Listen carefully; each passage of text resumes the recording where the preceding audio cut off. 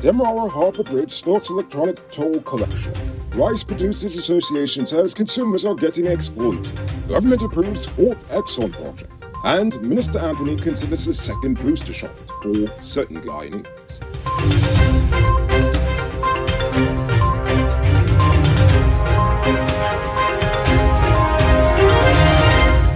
The rollout of the automated toll system at the Demerara Harbour Bridge commenced this morning, but only companies are currently being registered.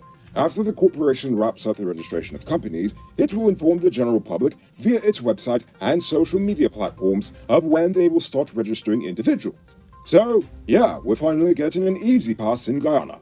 Now, if we can actually work on electronic payment apps next, please, that'd be really awesome. Aubrey Norton on Thursday said he wanted the removal of the casting vote of the chairman of GCORM. He backed up his call again by leveling accusations against the incumbent chairman, retired Justice Claudette Singh, and he said that she is biased and constantly votes with the PPP-nominated election commissioners to secure majority decisions by the six-member commission. Norton was not entirely convinced that the 3-3-1 model of the commission was a bad idea, but said its function had over the years become skewed because the chairman was not independent, and again specifically talking about Claudette Singh. In fact, earlier this year, he had called for her to step down, because again he had called her biased in his opinion.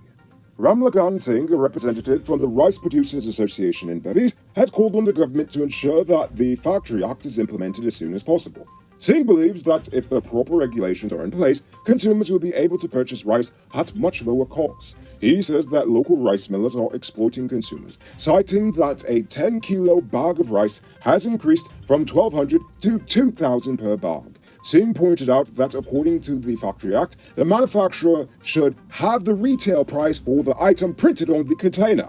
That way you can figure out just how much profit these retailers are making on the products as well. A major mechanical issue has once again halted operations at the Iflict estate, resulting in it falling behind its production targets. A turbine gear in the factory broke, bringing grinding operations to a screeching halt.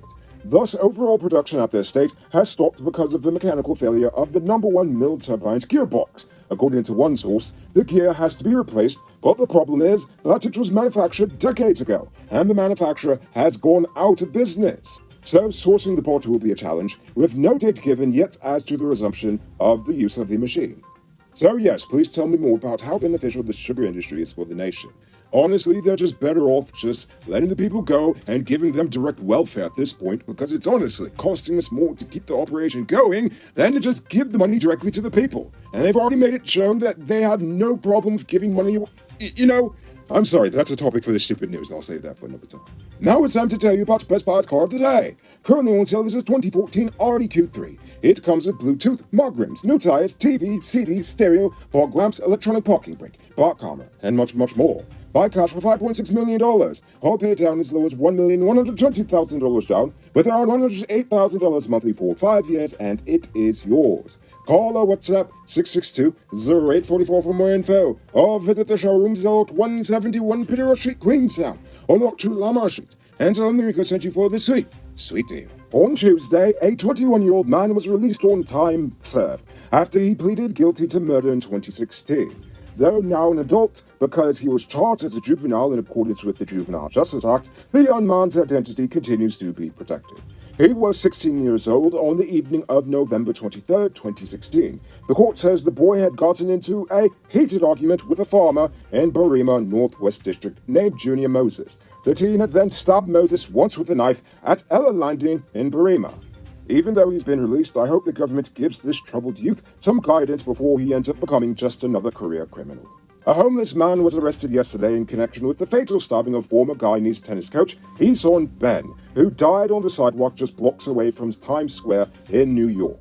The New York Post reported yesterday that 38-year-old Vincent Cole was charged with murder less than a day after 51-year-old Ben was found unconscious near West 38th Street and 7th Avenue in Midtown Manhattan. Ben was taken to the hospital but died before receiving treatment. Yesterday morning, an unattended kerosene stove started a house fire that claimed the life of 76-year-old Charles Brown. Neighbors said the fire started just after 8 a.m. and quickly engulfed the small wooden house. The elderly man was the only person at home at the time. Several persons tried to help but were prevented to do so because of the hot, heavy flames. Brown lived with a younger male cousin and another relative who took care of him. Unfortunately, both were out at the time of the fire. Who said luxury can't be affordable? Move into your own home in 2022. Lenore Estates West Coast MRR properties are within your reach. Move out of the landlord's place and put that rent money towards your own 5,000 square foot property. Call or WhatsApp 592-618-5702 for more info. Now for today's oil update. The Yellowtail project, the fourth Starboard block development by ExxonMobil, was approved on Tuesday afternoon by authorities in Guyana. The EPA announced its approval of the project with an environmental permit for a period of 5 years. The project will utilize the one Guyana FPSO vessel with a capacity of 250,000 barrels of oil per day. Yellowtail will come on stream in 2025, taking total production offshore Guyana to over 800,000 barrels per day. Honestly, I'm torn on this one. I'm happy for the progress, but I'm not convinced that the EPA gave the project a proper assessment. So, drill baby drill? You can multiply your cash by selling Digicel Top-Up. This is a legit way to earn some extra money at your business or to supplement your current hustle. Become a top-up vendor quick and easy by linking with Cellular Plus. Call them on telephone number 685-3109 for more info. And now for our stupid news of the day. You know what I think is stupid? The monkey see, monkey do attitude of many of our nation's leaders. Recently, the United States approved a second round of booster shots for the elderly and immunocompromised. So because they approved it there, Dr. Anthony decided that we should consider doing the same here, despite evidence that deaths and serious hospitalizations due to the Rona have been waning since February. While he said that they're only considering it, we all know that that just means that he's already made a decision in his mind. He just wants to test the public's response before it becomes official. Now, I have no problem with people getting vaccinated. I mean, come on, go ahead, get 1,000,000 shots for all I care. Now, the problem I have with this is that these particular vaccines are expensive, perishable, unpopular, and at this point unnecessary for the general population of this nation, as the majority of us have either already gotten the shot, gotten the Rona, or just managed to avoid it thus far. He should resist the knee-jerk reaction to just do it just because America is doing it. This is our country. If the booster shots are truly going to those who are most vulnerable, then instead of just buying thousands of vaccines and having many just go to waste and wasting taxpayer dollars in the process, why not make a list of all those people who actually want another shot? Order what you need, plus 10% extra for anyone you missed, because you know it happens, and then call the people when it's ready and set up an appointment with them. If they can't make it to a health center, go directly to them. Or just set a place for it. I mean, anywhere. Come on. If GCOM can place a voting booth in someone's flapping bottom house, then surely a health ministry vaccination team could do the same to try to save lives. Am I right? Or does the whole thing just sound pretty stupid? Now for our Uncut News Views Poll question of the day. Every day we pose a question about current events in Guyana, the region, the diaspora, and how you feel it relates to us. Yesterday's question, we asked about the impact of the housing market on you.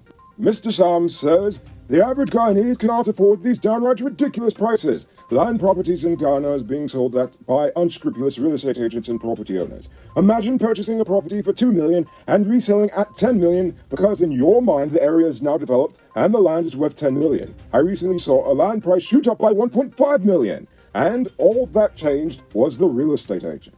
A very common problem. They call that land speculation.